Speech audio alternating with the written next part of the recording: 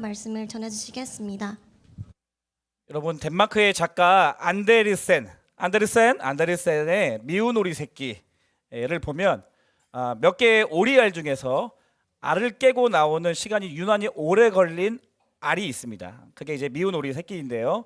유독 늦게 태어난 미운 오리는 태어나서도 못생긴 자신의 외모로 인해서 가족과 동물로부터 괴롭힘을 당하는 이야기가 담겨져 있습니다. 그래서 결국 이 오리 가족품을 떠나서 방황하면서 떠돌면서 외롭게 살아가는 이야기가 담겨져 있죠. 나만 왜 이렇게 생겼을까? 나는 왜 이것도 못할까?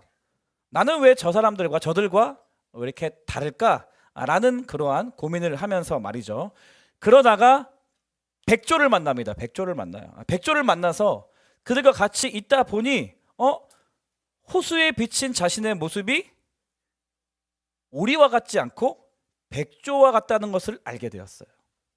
그게 이 미운 오리 새끼의 터닝 포인트와 같은 지점입니다. 자기는 오리인 줄 알았어요. 지금까지.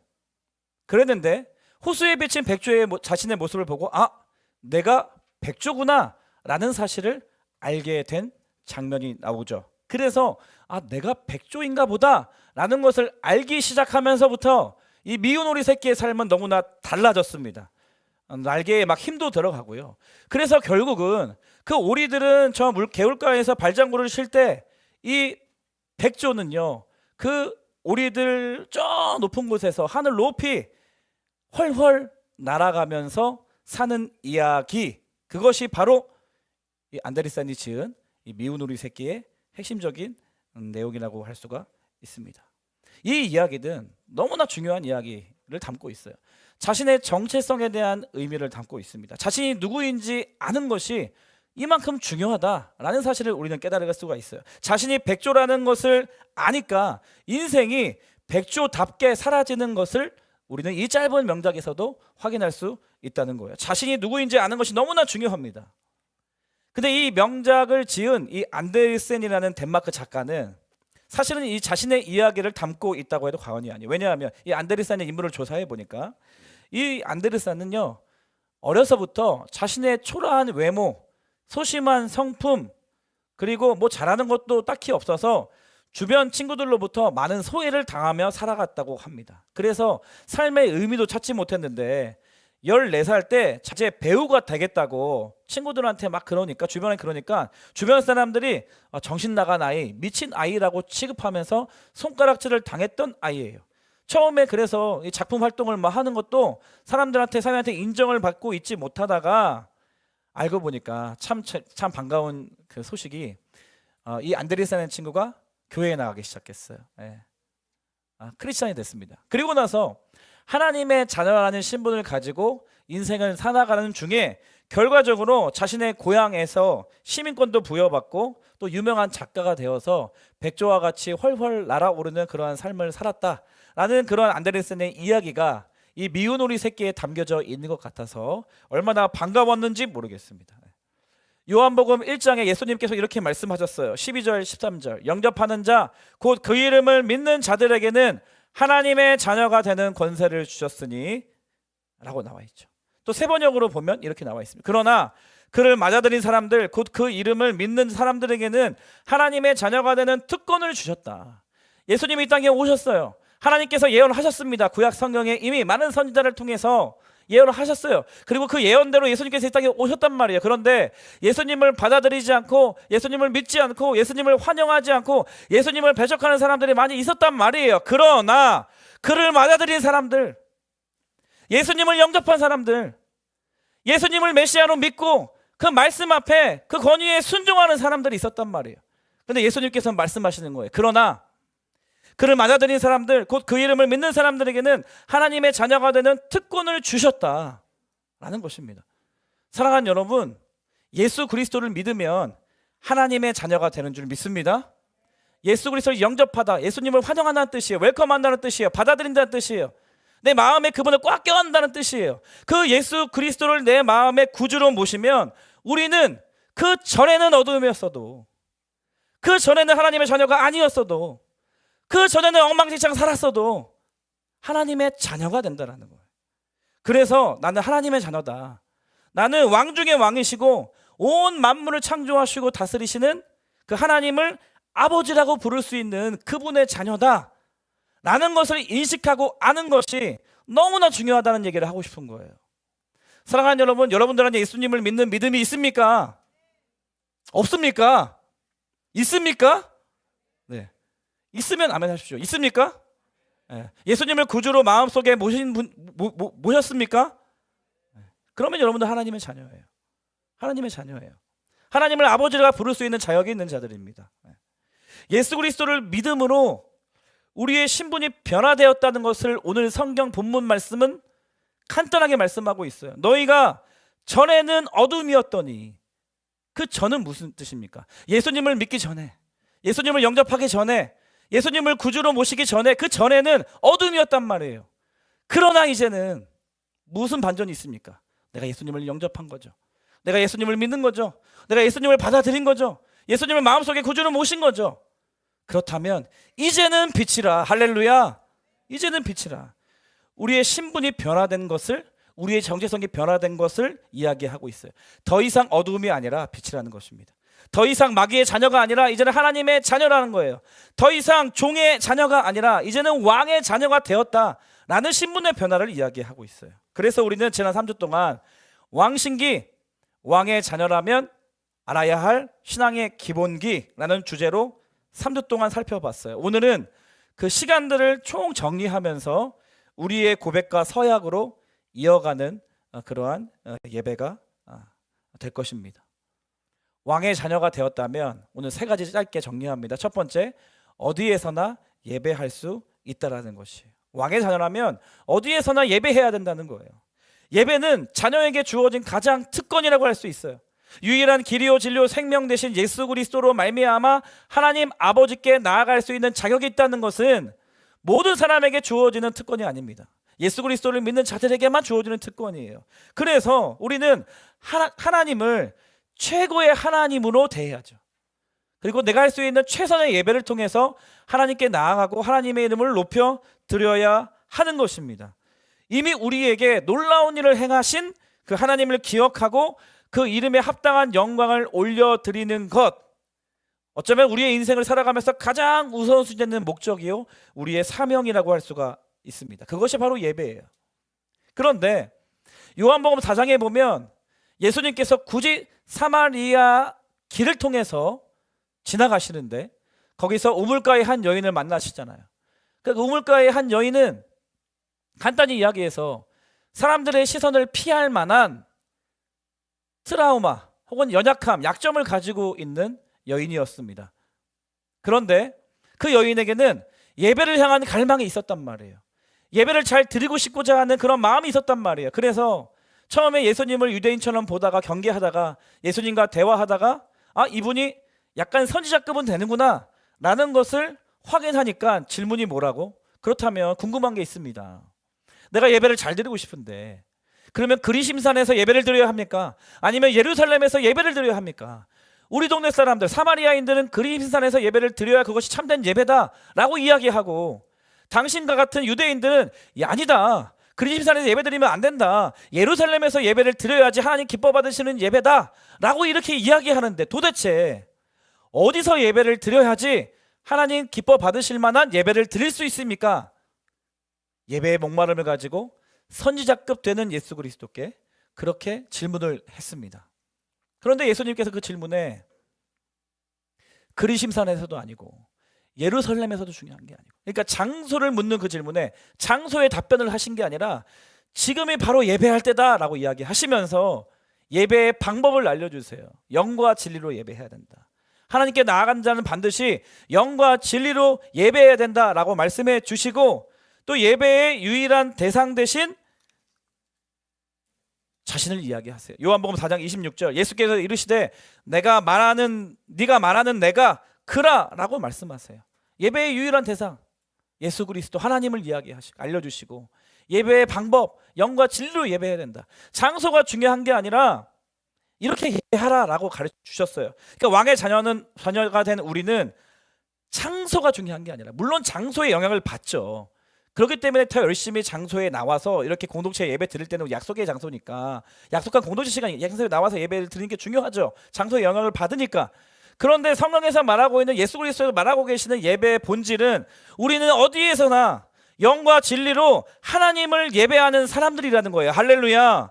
그리고 그 예배를 통해서 우리가 어디에 있든지 사마리아 땅에 있던 그리심산에 있던 예루살렘에 있던 교회 건물 안에 들어와 있던 아니면 여러분들의 가정에 있던 학교에 있던 아니면 걸어가는 길거리든 상관없이 영과 진리로 하나님을 예배하는 사람들, 그것이 왕의 자녀의 정체성이라는 사실을 기억하시기를 주님의 이름으로 축복합니다.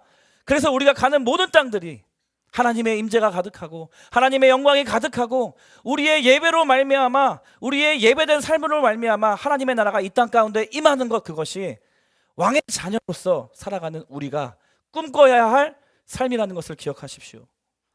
그런가 하면 두 번째, 왕의 자녀라면 무엇보다 말씀에 순종하며 살아가야 하는 거예요. 무엇보다 말씀에 순종해야 된다. 왕의 자녀라면 왕의 자녀답게 살아야 하는데, 그러면 왕의 자녀답게 살아가는 것이 무엇인지 뭔가 표준서라든가 지침서라든가 뭔가 가이드가 있어야 될 거, 매뉴얼이 있어야 될 거 아니에요. 그렇게 아직 안 살아봤으니까요. 그런데 여러분 핸드폰을 살면 핸드폰도 어떻게 사용해야 될지 여러분 막 알아보잖아요. 전자기기 하나 살면 어떻게 잘 사용해야 되는지 인터넷이나 영상으로 막 리서치하면서 빨리빨리 막 그 기기를 잘 사용하려고 노력을 하잖아요. 처음 사용해 보니까 하나님의 자녀가 되었다면 어떻게 살아야 할지 최고의 지침서가 있단 말이에요. 최고의 매뉴얼을 하나님이 주셨단 말이에요. 그게 바로 성경 말씀입니다. 하나님의 말씀인 것이에요.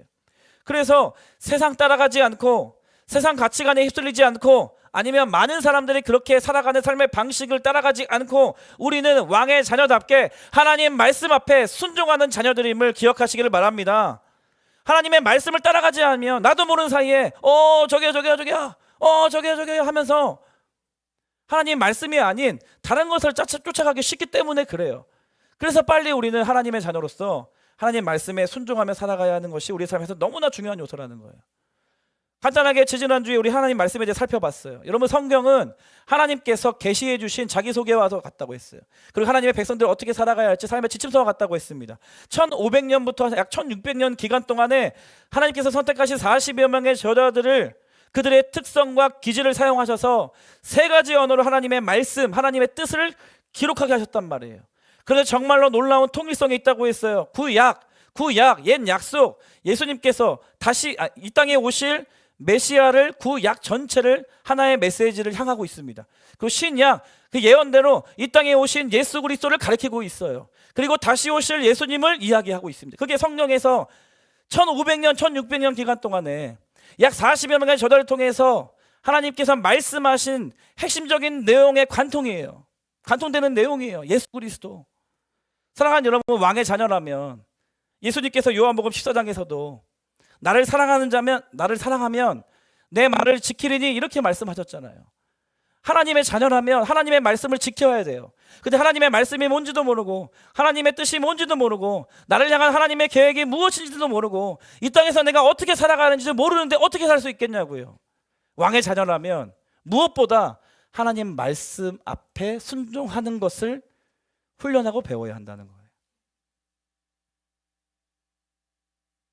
예수님을 알고 싶다, 성경을 봐야 됩니다. 하나님을 알고 싶다, 성경을 봐야 돼요.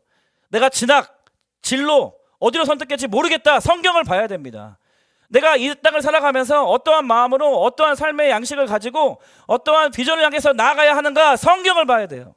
세상 사람들이 말하는 것처럼 저 학교가 좋은 고등학교다, 저런 직업을 택해야 돈을 많이 번다, 그래야 네가 좋은 집에 살고 좋은 차를 가져서 네가 행복하게 살 수 있는 것 아니냐. 성경에 그런 말씀이 어디 있냐고. 어디 있어요, 성경에 그런 말씀이. 하나님의 말씀을 보지 않기 때문에, 하나님의 말씀에 순종하는 훈련이 안 되어 있기 때문에 세상의 가치관 따라서 많은 사람들이 찾아다니는 그런 소문을 따라서 그것이 성경에서 말하는 방황이라고 하는 거예요. 그렇게 살지 않고 하나님의 자녀답게 살기 위해서는 하나님 말씀 앞에 순종하는 삶을 살아야 한다는 것이.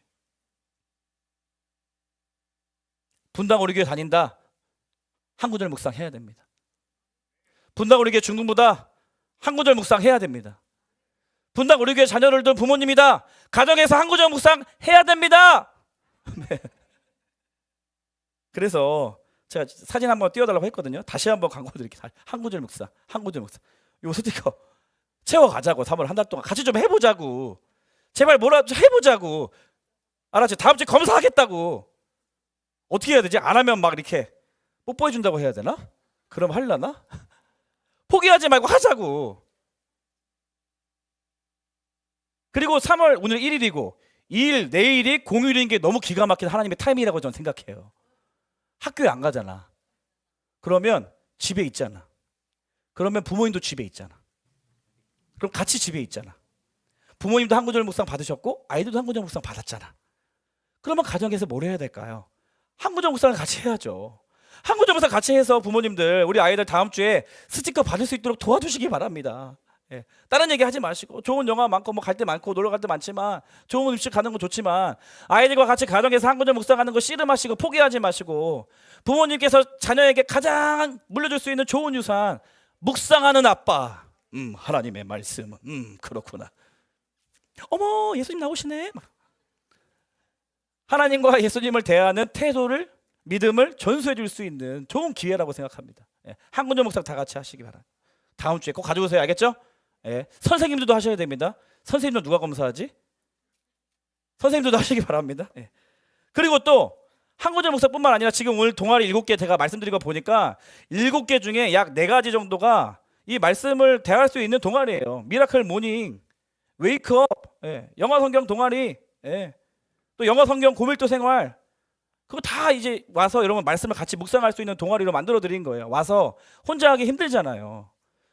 그러니까 친구들과 같이 선후배와 같이 반 구조를 좀 벗어나서 그러한 마음을 모인 사람들끼리 모여서 묵상을 좀 하면 훨씬 더 재밌고 유익하지 않겠냐고요.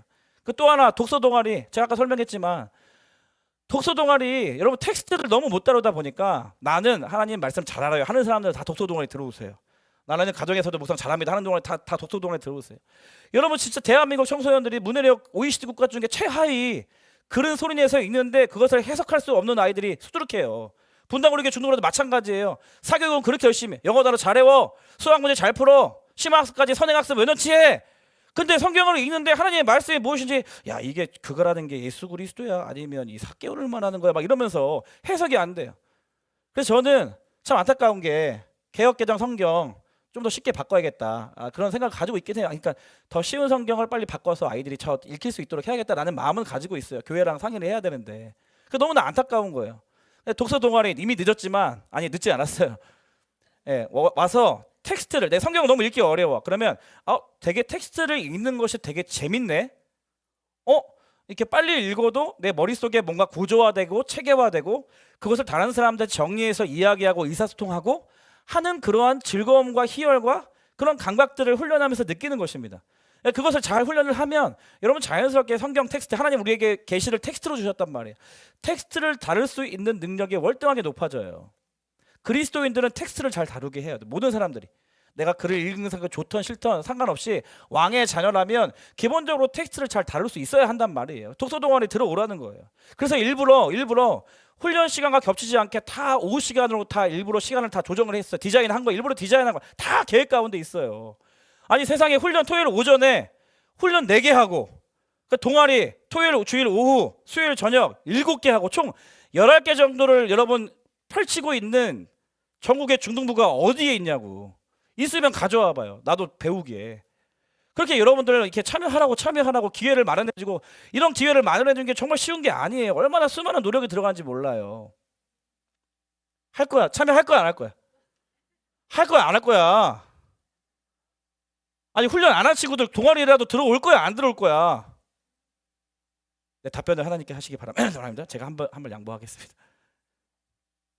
스포츠 동아리도 들어오시고 네. 뭐 드로잉 동아리도 들어오시고 밴드 동아리도 들어오세요. 그런데 정말 여러분 하나님을 알기 위해서 한구절 묵상하는 거 포기하지 마십시오. 예, 그리고 하나님 말씀을 들으면 아는 만큼 순종해야 된다. 그것이 왕의 자녀라면 당연히 살아야 하는 삶의 모습이라는 것입니다. 이 세상 어떤 기준보다 그 무엇보다 하나님 말씀에 순종하는 여러분 되시길 주님의 이름으로 축복합니다. 축복합니다. 마지막 3번째 왕의 자녀라면 언제나 기도해야 된다. 지난주에 살펴봤던 내용이에요. 기도는 뭐라고 했냐면 제가 하나님께 보내는 나의 메시지라고 했어요. 그러니까 의도적으로 하나님을 의식하면서 내가 메시지를 보내는 게 기도다라고 지난 시간에 조금 새롭게 제가 정리를 해드렸어요. 교회 다니지 않는 사람들도 기도한다니까요. 여러분 부모님 중에 혹시 교회 안 다니신다면 여러분 시험 기간만 되면 혹은 여러분이 건강이 나빠지면 비나이나 하신단 말이에요. 그런데 예수 그리스도를 믿음으로 말미암아 왕의 자녀가 된 사람들은 그 기도의 대상이 분명해요. 내가 메시지를 보내는 그 수신자가 분명합니다. 하나님이세요. 하나님 아버지, 내 아빠에게 메시지를 보내는 거예요. 그런데 메시지를 보낼 때 우리가 완성된 문장으로 보내는 것만이 기도가 아니라고 제가 가르쳐 드렸어요. 어떤 신비하고 경이로운 황홀한 상태에서 신비한 상태에서 기도하는 게 꼭 기도가 아니다라고 제가 말씀드렸잖아요. 왜냐하면 메시지 보낼 때 우리가 장문의 메시지도 보내지만 여러분 다양한 표정의 이모티콘도 보내고 하트도 보내고 다양한 캐릭터도 보내고 하잖아요. 기도도 똑같다. 기도는 하나님을 향해서 보내는 나의 메시지인데 때로는 언어로 나의 생각과 마음을 잘 정리해서 보내면 좋긴 하겠지만 모든 사람들이 어떻게 그렇게 하냐고. 말을 못하는 사람도 있고 말하는 게 어려운 사람도 있고 나 스스로가 아직 훈련이 안 돼서 어색한 중등부 친구들 많은데 그러면 기도는 메시지 이모티콘 보내듯이 하나님께 이모티콘 보내라고. 성경에서 보면 힘든 일이 있을 때 어려운 일이 있을 때 여러분 탄식이 좋은 기도의 방법이 된다니까요. 심지어 성경에서 보면 로마서 말씀에 제가 지난번 말씀드렸잖아요. 성령님은 우리를 위해서 기도하시고 중보하시는 분으로 소개를 하는데 성령님께서 기도를 어떻게 하시냐고 말할 수 없는 탄식으로 기도하신다니까요. 성령님께서. 그러니까 여러분도 기도하고 싶을 때 탄식으로 기도하면 돼요. 기도하면 돼. 하나님 아버지, 이게 탄식하는 기도가 너무나 좋은 기도예요. 너무나 좋은 하나님께 보내는 메시지가 된다고. 학원 끝나고 나서 집에 갔는데 부모님이 다투고 계셔. 아니 여기 계신 분들 다툰다는 게 아니고 상황을 설정해 보자고. 마음이 속상하잖아. 그러면 그냥 방에 처박혀 혼자 들어가지 말고 그 부모님이 싸우시는 현장에 가서 탄식하는 거예요. 아이고 하나님 아버지 이렇게 해보라고. 싸우실 때마다 가서 아이고 우리 불쌍한 아빠 엄마. 이게 그 현장에서 드리는 하나님을 향한 내가 탄식하며 드리는 기도가 된다니까. 여러분 너무 슬픈 일이 있어서 친구 관계 어려워서 너 소중한 사람이 몸에 아파서 내가 할 수 있는 게 없는데 너무 속상해. 그러면 하나님께 기도해야 될 거 아니냐고. 기도하라고. 천지를 창조하시고 만물을 주관하신 하나님 이렇게 하지 않아도 된다고. 하나님 도와주세요. 하나님 나 너무 힘들어요. 내가 할 수 있는 게 이것밖에 없어요. 근데 하나님 하실 수 있잖아요.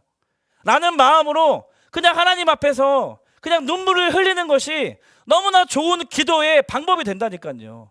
기도할 거야 안 할 거야? 오늘 밤에 혼자 책상 앞에 가서 무릎 꿇고 울 거야 안 울 거야?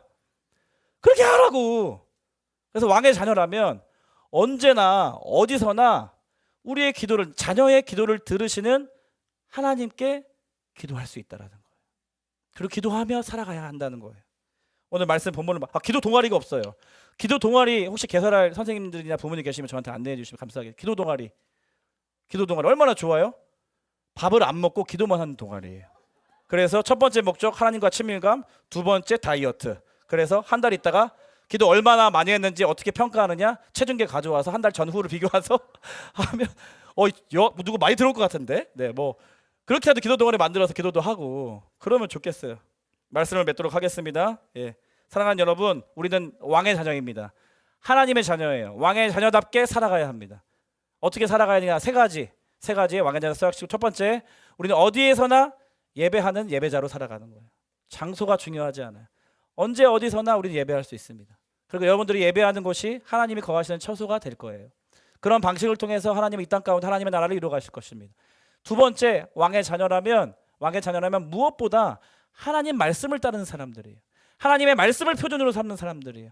하나님의 말씀을 이정표로 삼는 사람들이에요. 하나님의 말씀을 왕의 자녀의 매뉴얼로 여기는 사람들이에요. 하나님 말씀을 읽고 깨달은 만큼, 하나님 나에게 말씀하신 만큼 내가 순종하며 살아가는 여러분 되시길 축복합니다. 마지막 기도하는, 언제나 기도하는, 탄식으로, 눈물로, 한마디로, 이모티콘 보내듯이 언제 어디서나 여러분들은 하나님께 기도할 수 있어요.